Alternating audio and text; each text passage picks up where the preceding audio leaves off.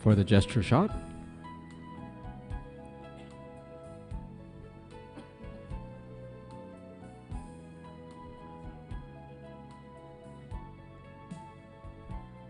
Thank you very much. Thank you.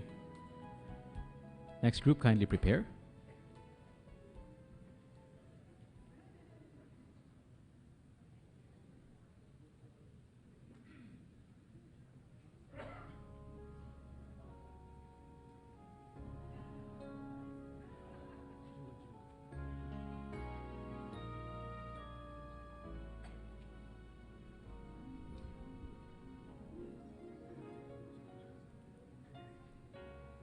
Thank you.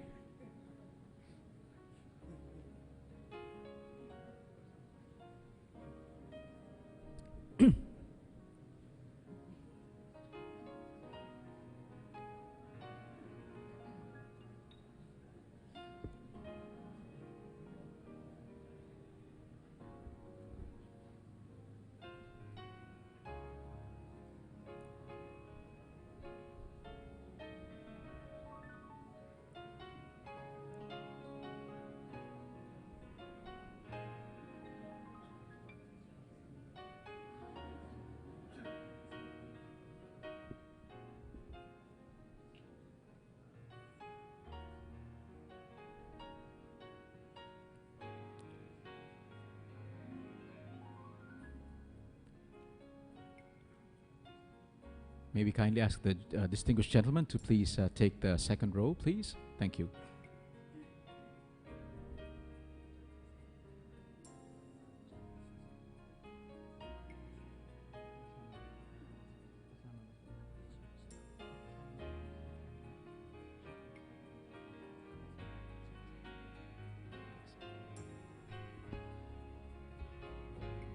Thank you.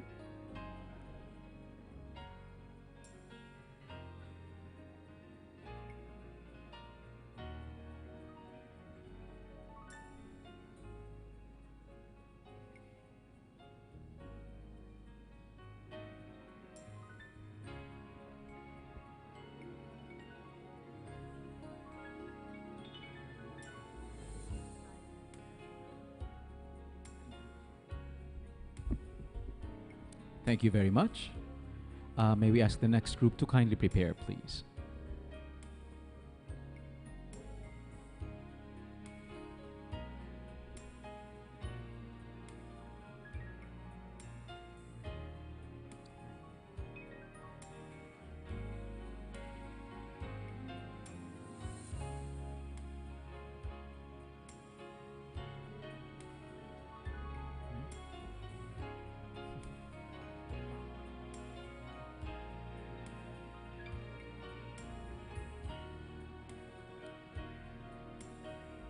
Thank you very much. Next group, kindly prepare.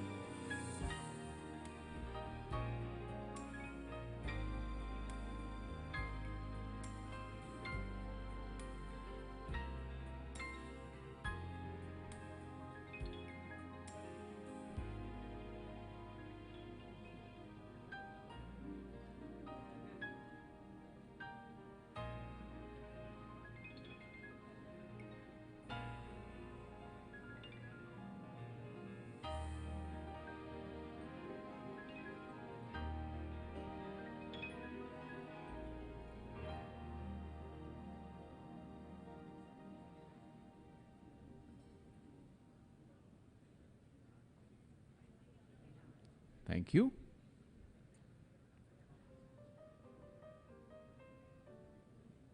Next group, kindly prepare.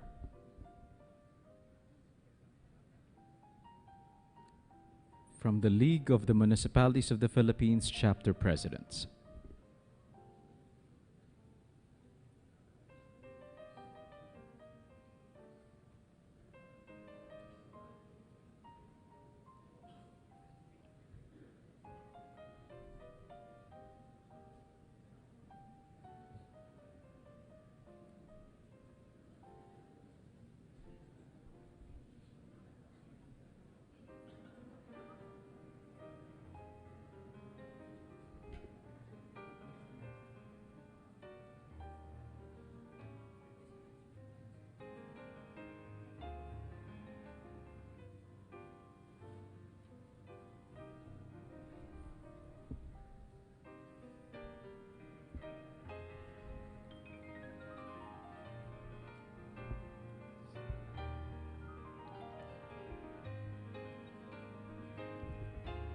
Thank you very much. That concludes the group photo opportunity with the President this afternoon.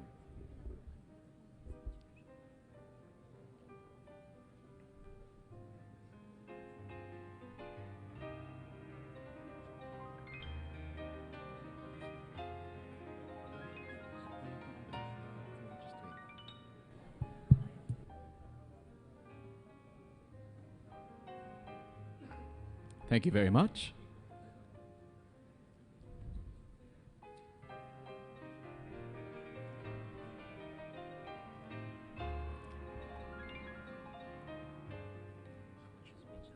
Thank you. May we request everyone to please take his or her seats.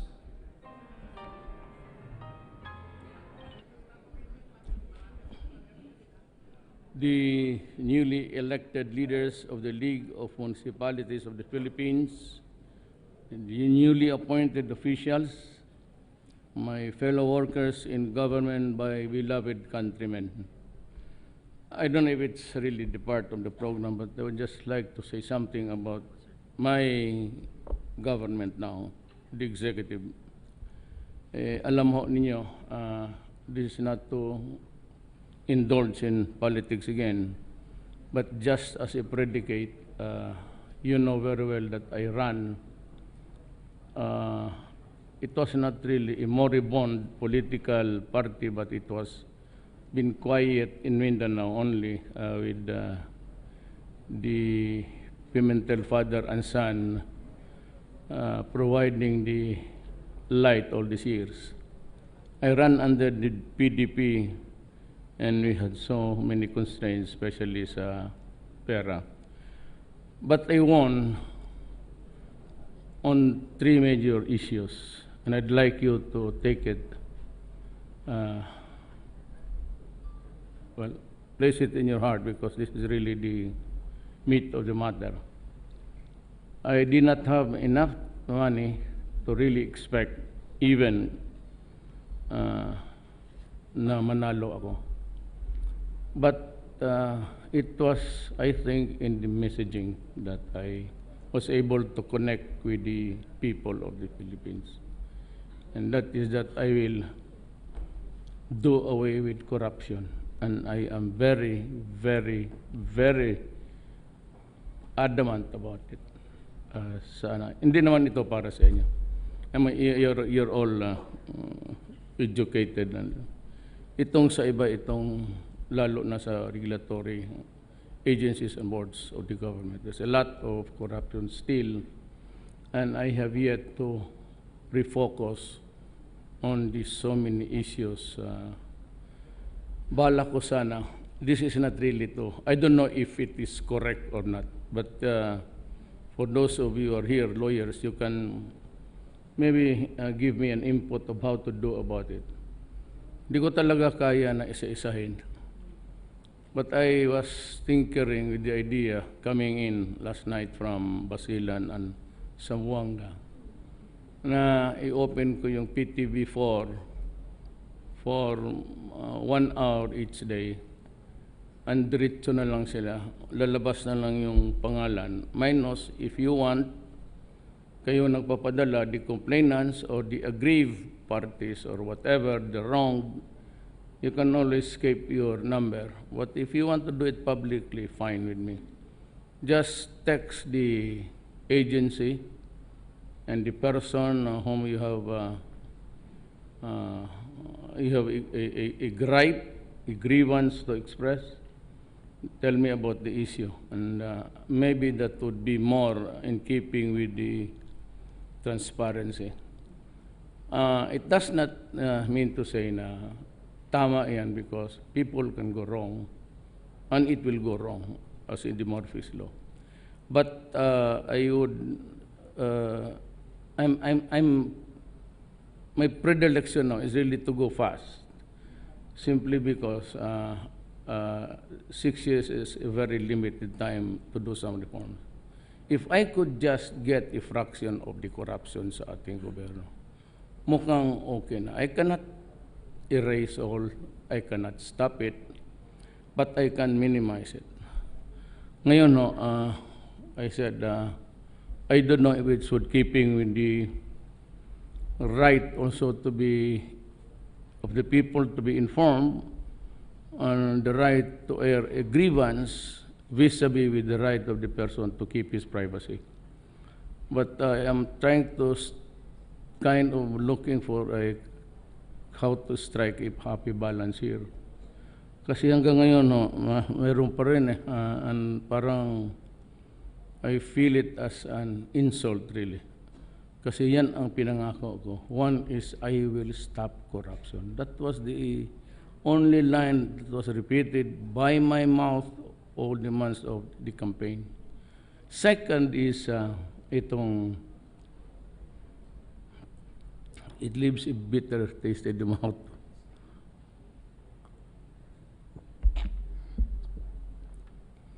Drugs. Alam mo, there's an evolving two school of thoughts here. Na we treat them, we arrest them, we prosecute them.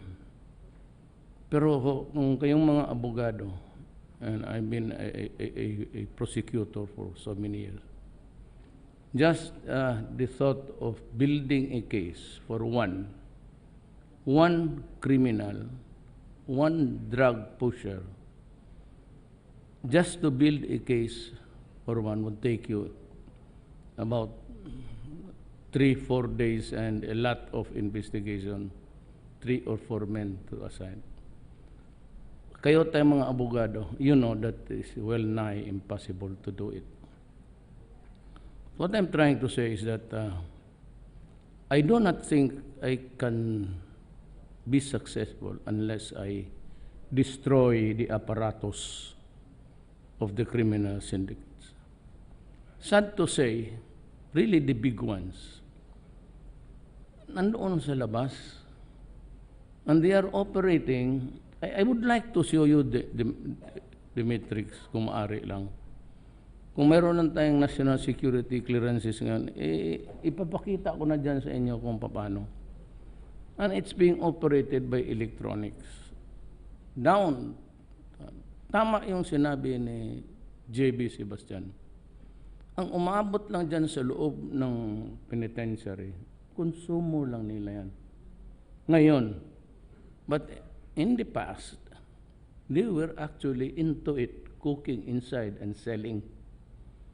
Diyan sa, ang market nila was Manila, the Metro Manila hanggang Cavite. But that was stopped because medyo nagkahirapan. Ang pumapasok lang dyan, yung konsumo nila. For the life of me, alam ba ninyo na ang droga sa Pilipinas ang laro na sa loob ng National Penitentiary? Magtanong kayo ng dumaan niya na superintendent or warden, it is being operated all throughout the Philippines using just the cellphone. Be it in Parañaque, in Davao Penal Colony, lahat, pati doon sa Iubot, doon sa mga penal colonies naglalaro ang mga kriminal. So hirap ako dito. And to think that during the time of General Santiago, who was a very honest officer and gentleman of the Armed Forces of the Philippines, in Hospedia, he gave us a figure of 3 million, at least ang may tama. And noong pumunta ako sa Laos, I had a talk with President Widodo, and I had the occasion to ask him about drugs, and he said, still a problem for him. And I said, ilan, how many of your countrymen are contaminated? He gave me 4 million. Na yung binigay na figure ni Santiago na 3 million, hindi kasali yung akin. Those who were discovered, arrested, killed during my time. Na yung nag-surrender, they have stretched from a number now, and they're still coming in droves. So by the end of the year, it would be reasonable to expect that I'd breach the 4 million mark also. Now, comparing Indonesia with the Philippines, with Indonesia having about 240 million inhabitants, and it's a big republic, 2-3 major islands there na malalaki, that compromises the Republic of Indonesia. Sa karami niya, 4 million siya. Ako, ang liit-liit ko, I only have about 1.4 billion Filipinos. May tama ako na 4 million. Saan ko ito? How do I? Noong sa Davao ako, and I'd be honest with you, I was really a hardliner. May mga pangyayari na hindi ninyo nagustuhan, maybe extrajudicial killing. There were. But that was not really my order. Ang sa Davao lang kasi, when I became mayor, I fully supported the police. Walang takot ang police. Ang police kasi hindi niya malaman pag nademanda siya. He can be held before the ombudsman, he can be held before the IAS, tapos andyan pa yung human rights. Ang police kasi noon pag nademanda, hindi niya malaman kung saan siya papunta. With so many, andyan pa yung Polcom, he would go crazy. But sa Davao kasi doon na mayor ko, having been a politician and a prosecutor, sabi ko sa kanila, just do your duty, do it right. Because when nung 1970, pag pumasa ako sa bar, 73 lumabas yung amin. Class 72, bar 72 ako. Nung lumabas kasi yan, nag-asawa ako, kulang ang pera ko. So nagturo ako sa Police Academy sa Southern Philippines. So estudyante nila ko. All those years, hindi ko na kailangan sabihin ano. Sinabi ko lang, go out, arrest them. We are, minsan yung, yung by bust operation karamihan dyan, place them under arrest and the custody of the law, announce your authority, and if they do not surrender, then you have to take him by force. But if he presents a violent resistance, and if you think that your life is in danger, patayin mo. And that has been my order ever since. And to me, I think there's nothing wrong with that. And when I was a mayor, ganito ang estilo ko. Lumabas kayo ng Davao, kayong mga drogista, lumabas kayo yung naglalaro ng droga, gun for hire, soldiers and everything, policemen, go out. Police ka, pagka nandiyan ka, alam mo na, sabi ko. And all of these guys, inside government or outside of government, maraming namatay noon because I was really very strict. So, and I would say, just like what I have been saying in public, do not destroy my country because I will kill you. And do not destroy the youth of the land because I will kill you. And I've been doing it for several years. As a matter of fact, for 23 years, for the time that I was mayor, I used to put that kind of sentence, that statement. Then I could hardly find a law, yung sinasigaw ng mga iyo, na I threaten people with, because you cut corners in my statement. I said, those who would want to destroy my country. That's, I think it's a very correct statement. I cannot see anything wrong there when you threaten criminals because you do not want your country destroyed by drugs. Nahanapan akong mali. But you know, the EU and itong human rights, alam nila yung statement na yan. You know, if it is not a crime in my country, how can you, how can you prosecute me before any other body?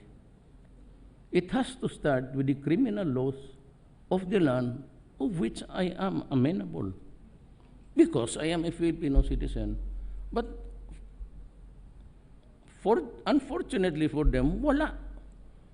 And they reprimand me and chastise me, including the Secretary of State, yung babae doon, pati Obama.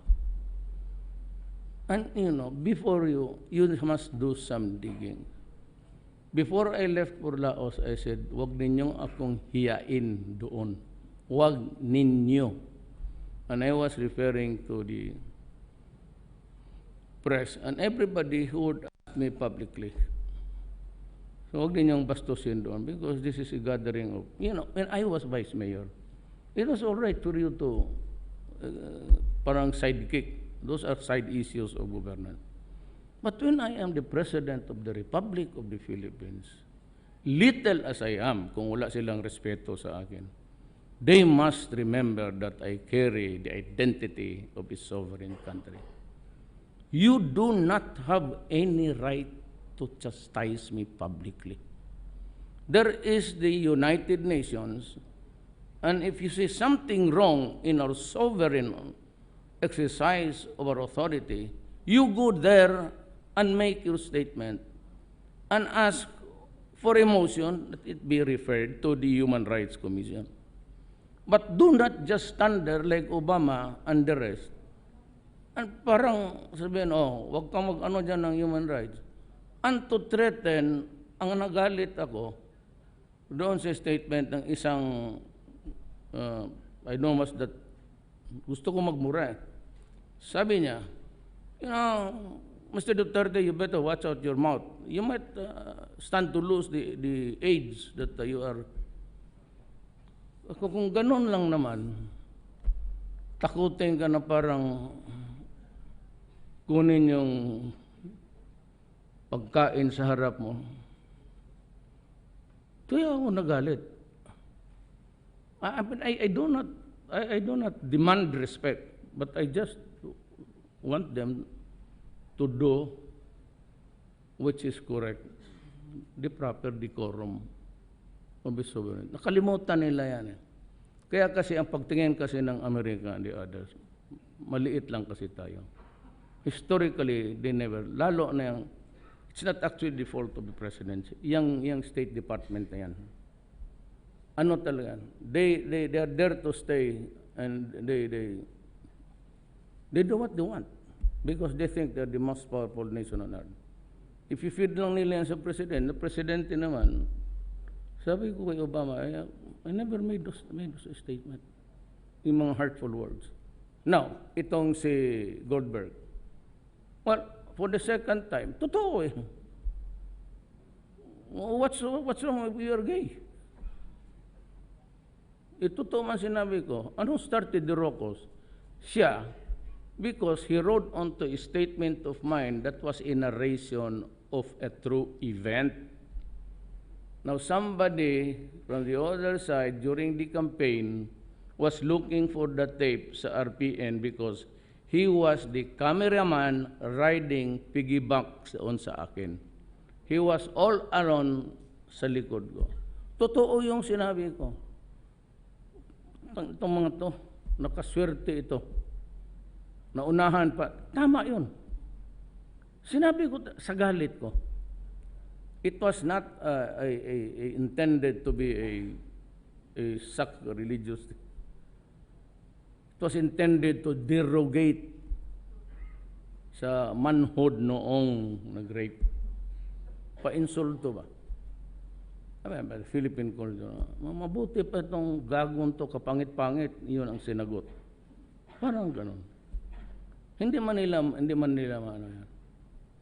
So sinabi lang, and you know, dito sa atin, when they judge, you judge best when you condemn. Ang alam mo dito sa atin, for those who cannot really pronounce it, salamagan. Ang iba naman, son of a bitch. That is putang ina. But they chose the phrase son of a whore to make it terrible to the ear. Yan ang ano. So, itong Amerika, may nagalit isang artista sa akin na ano daw ako, psychopath. Well, I live here to her constitutional right to free expression. She should enjoy that. Pero ako itong Amerika, I'm serving notice sa inyo na hindi ko kaya yung style nila. Na basta na lang photos-autos sila na they want to blow something before the public. Tayo hindi tayo pwedeng I mean, I cannot question the killings of the black people in America. I cannot question Obama before explain to us why are you shooting black people already on the ground in the act of surrender. Tell us why is there now a great divide between the black and the Inyo yan eh. But nobody can question that. Nobody has ever heard demanding the investigation by the human rights of the United Nations of America. Kaya itong isang EU, they had the goal to. And they said they were lawyers. No, they should have investigated that. Is it a crime to say, Greek criminals, go out of my country, I'll kill you? That is the right to preserve your... Alam mo bakit? Give me about 3 minutes. Ang droga umabot na ng 4 million. Alam ninyo na dumating ako dito sa presidency midterm.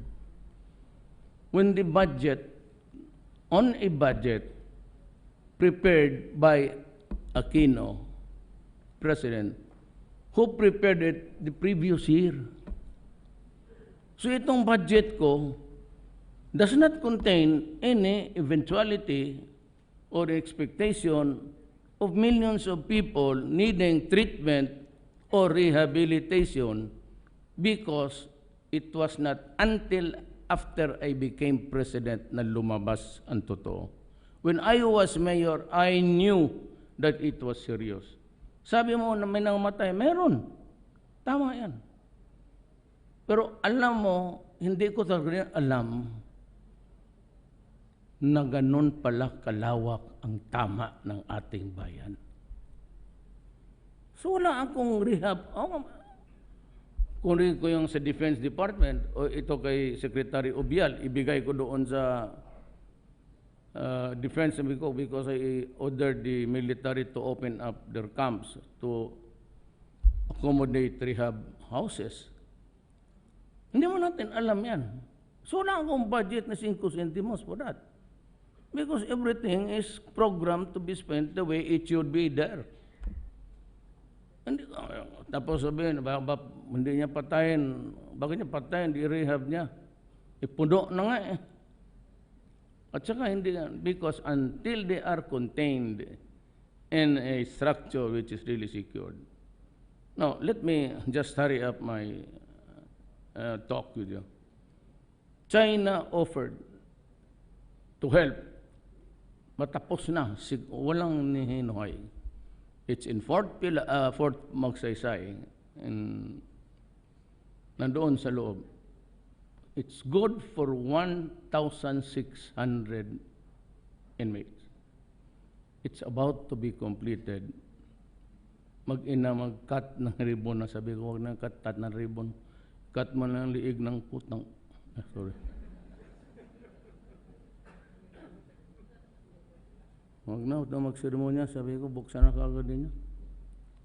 And, gano'n na. Parang mga apartments na, mga kondo nga kaharap-harap. Gano'n ang pinakita ng China. Ngayon, Sabi, bakit ako magpunta ng China? Okay. Gusto ninyo, ayaw natin China? O sige. May arbitrary ruling tayo. We won. We are entitled to the entitlements of that part of the Red China Sea na atin. Entitlements. It is a territory. The territory is 12 miles. Beyond that is yung ating tawag natin, parang fish pond. Lahat naman tayo binigyan ng fish pond. Oh. Yan, in you, Philippines, you have count it from the outermost line, then draw a line there, and that's yours. Lahat tayo may ganon. But China has claimed it to be part of their historic sovereign territory. Okay. Tayo ang nag-file, panalo tayo. Okay, magbotohan tayo. Sino ang gusto na? Dalawa lang eh. I will insist, pag ayaw na lang ibigay, atakihin ko sila. I'll start the war. Mapahiya tayo pag hindi. I talk. O sinong-singan magsabi, birahan natin bukas. Padala ko yung Navy doon bukas. I'll send the gray ships there. Wala. It will be a massacre. And, to top it all, the battleground would be Palawan, anak ng... Buti sana kung sa Massachusetts tayo o sa New York. Sige, pahit tayo. Huwag yung bayan ko. Kaya itong kamay ko ng Athena, gusto namang kalabit ng trigger. Oh. I don't know what happened. Baka nakarma ako. Siguro yung... Anyway, yan ang dyan. So China has repeatedly invited me. I have accepted the offer. There was a little bit of kasi I was supposed to punta ng Japan ahead, but Japan gave a definite date. I forgot all about, but nagbigay sila ng definite date eh. So, wala akong magawa. Sabi ng itong, bakante pa lang, dito ka muna sa amin. But just for, pupunta ako ng Brunei, tapos didiretso ako ng China. Then, part of that is Japan. Contrary to the belief of other Filipinos, it is not the United Nations. Maliit lang yan, pati yung military. It's the Japanese government. Ang pinakamalaki. Tulong. Then so I'll go to Japan. Then probably I will go to Russia. In that meeting namin sa Laos, nobody knew it, but I said, na-divulge ko naman sa inyo. We talked, kami lang dalawa ni Medvedev. Sabi niya, you go to Russia and we'll talk about it. We have everything that you need here. Pati pera siguro. Well, anyway, yun ang sitwasyon. I do not think that I will tsaka yung tingnan mo talaga ito. Keep on ayan si Roy Simato sa harap ninyo. And the other generals here. Bakit? Nandyan, apat nung sumaludo sa akin kanina. O dyan na. Tanungin ninyo. War games, pagdating nila dito, diskarga, then distribute the equipments.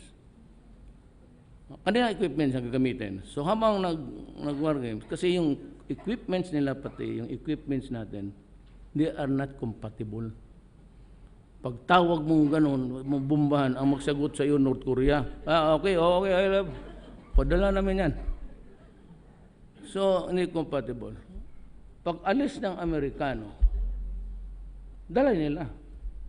So, what's the point? Sila yung nakinabang, sila yung natututo, tayo wala. Yan ang, that's the reality on the ground. And you can ask every military officer thereabout. Anong makuha ko sa kanila? Saka noon pa yan sila.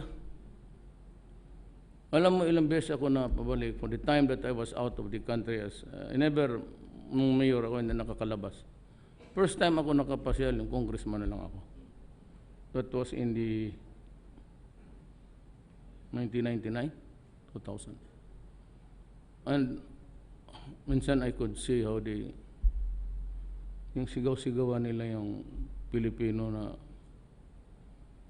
meron pa akong kilala, nagkasabay kami sa Davao, yung bata, dinala doon sa isang cubicle, yung ama naman, yung bata, sigaw ng sigaw, palang wala lang man sa kanila. Ganon sila ka, kaya noon pa sabi ko, well, if there's a chance, but I do not mean to cancel or abrogate the military alliances. But tangan ko kayo, do you really think we need it? If there is a war, makaupakan, do you think we really need America? And do we need China and Russia for that matter? Or do we need somebody? Pag nagbirahan yan lahat at nabitawan niyang ICBMs, pati yung mga Poseidon, lahat na, there will be no more American aid to talk of. There will no more be a country strong enough to rule. Hindi pag magdating yan, wala tayong kailangan. Kung hindi, yung pare, kung gusto mo lang ultimo adios. You really think that? Kung is there such a thing as a third world war? Kalukuhan. Alam mo, bantay sila nito. Itong arrogance ng Amerika, si Xi Jinping, pati lalo na si Putin, huwag tayong magkamali dyan. Talagang hirit. Kita mo, pag ginusto niya, kunin talaga niya. He wanted Crimea, he just simply went there to occupy it. Ang Amerika, walang nagawa. So, let us go for alliances that would contribute to the health, to the education, kung aabot pa tayo ng, if there is a world out there waiting for our children. Otherwise, we have to protect them. Itong the sheer number of 4 million is kalat yan. And lastly, ayaw ninyong maniwala o hindi, kung kasing i-publish ko, there are about 3,600 elected barangay captains. Na-elect na. 3,000 all over the country. There are about 6,000 policemen there in that list. Ayaw ko na lang i-publish kasi magkagulo ang Pilipinas. Now, naghahanap ako, I'm trying to figure out, been meeting with the military and the civilian, pati yung mga scholars natin, how to go about solving the problem. Because narco-politics has seeped in our political system. The portals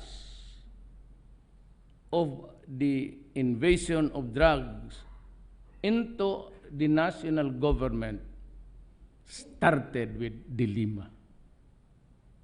Totoo yan. Ilang witness na nagsasabi sa inyo, yung gwardiya na, yung NBI, yung PSG.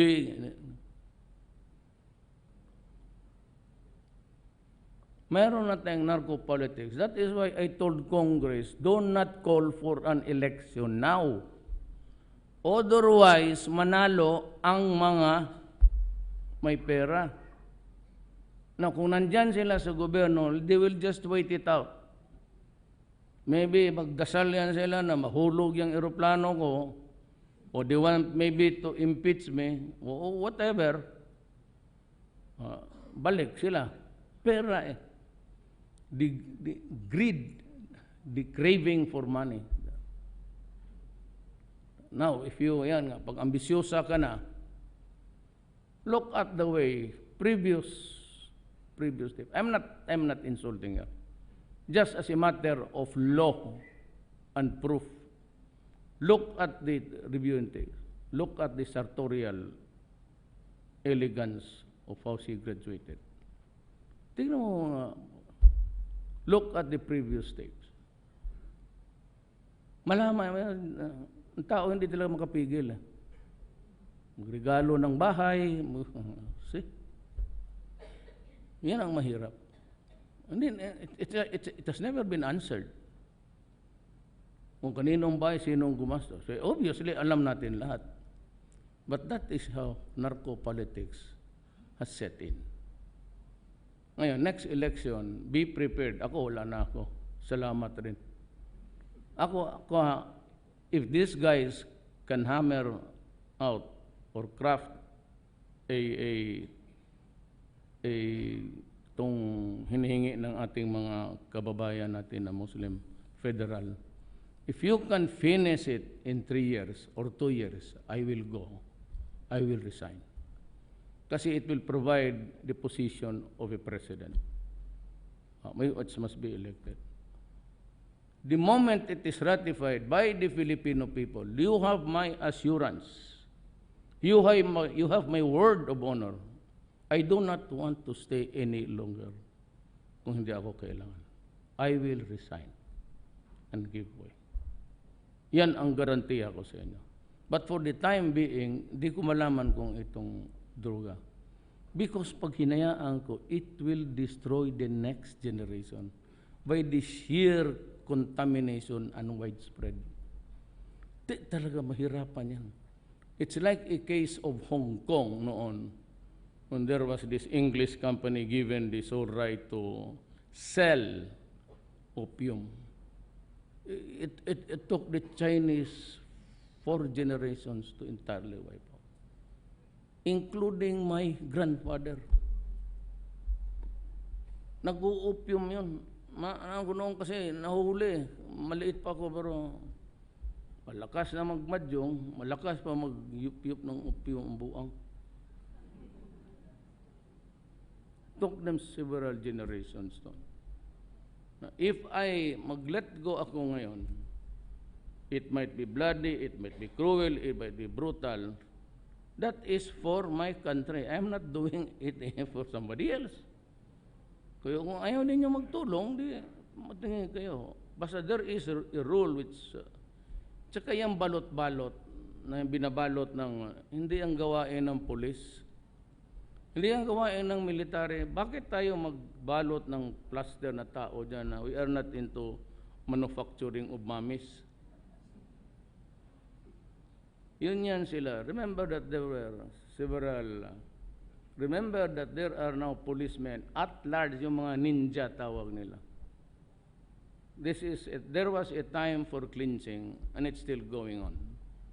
Because nobody, pinatong ko na nga 2 million per head of the 9 known drug manufacturers. Sabi kasi ng mga,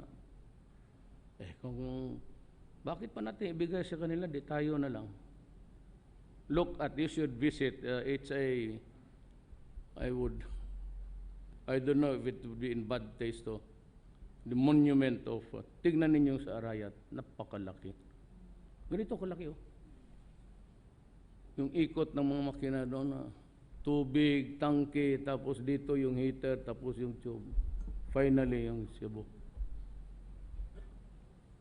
Kaya kung hindi natin makaya ito, let us just operate it. Magsabu na lang tayo lahat. Wala naman tayo magawa.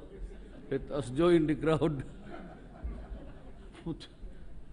But sabi ko, I repeat it, on these major issues of presidency ko, I stake my honor, my life, and my country. My presidency. Presidency ko, honor. Impeachment, fine. I'll go. Wala problema. Kudeta, I will go. Sabi ko, Laroy, Huwag na magkudita. Come here. Line there. Okay, raise your right hands. I, General, would like to be President. Okay. Sige, inyo na. Solve the problem. Balikan ko kayo. Ganun. Kung mayroon bang gusto, sige. But I will not. I will never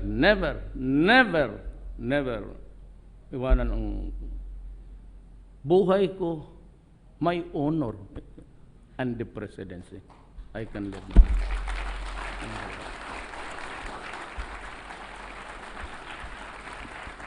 Thank you very much, Mr. President. And on that note, we end today's oath-taking ceremonies. May we kindly request our guests to please remain in their seats until after the President has left the ballroom. Thank you.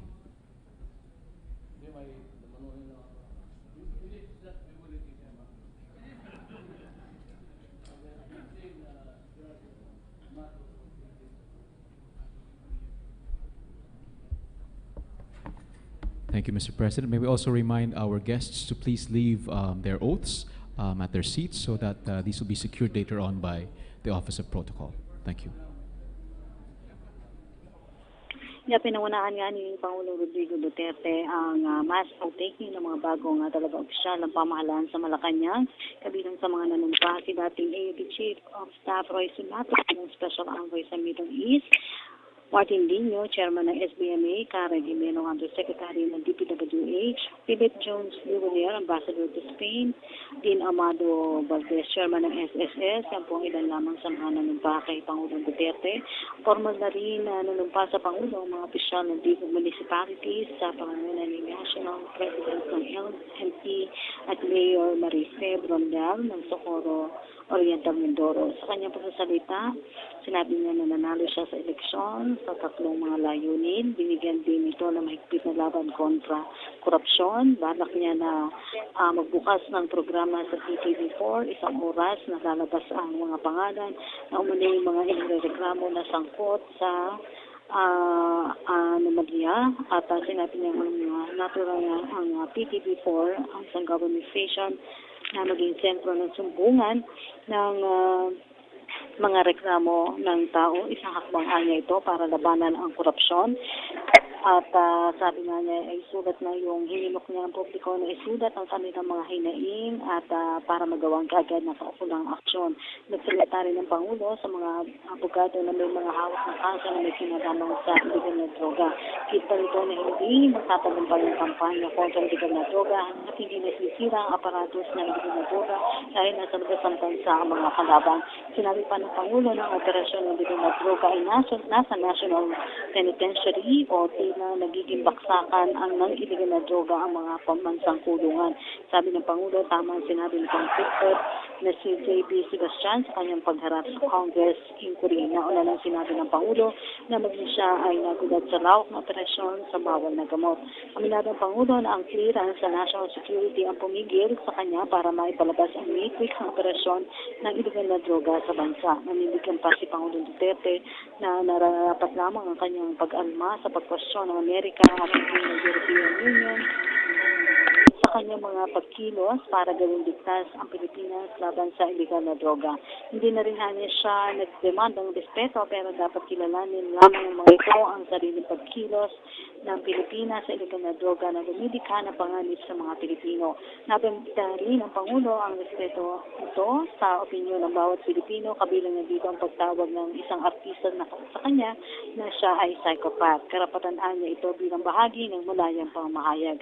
Sabi pa ng Pangulo, may 3,600 elected barangay captains at policemen ang sangkot sa illegal na operasyon o illegal na operasyon o sa droga. Ang kahiling ng Pangulo na dapat makipag-usap o magkaroon ng dialogo ang AFP, PNP sa mga sibilyan at sa bawat komunidad para magkatulungan sa kampanya kontra droga. Dismayado ng Pangulo na hindi niya nabigyan ng pansin o naglaan ng pondo sa rehabilitation center sa mga nakaraang pamunuan. Ibinilita naman ito ang pagtulong ng China sa pagtatayo ng rehabilitation center sa pagkatapos na niya sa bahagi ng Nueva Ecija.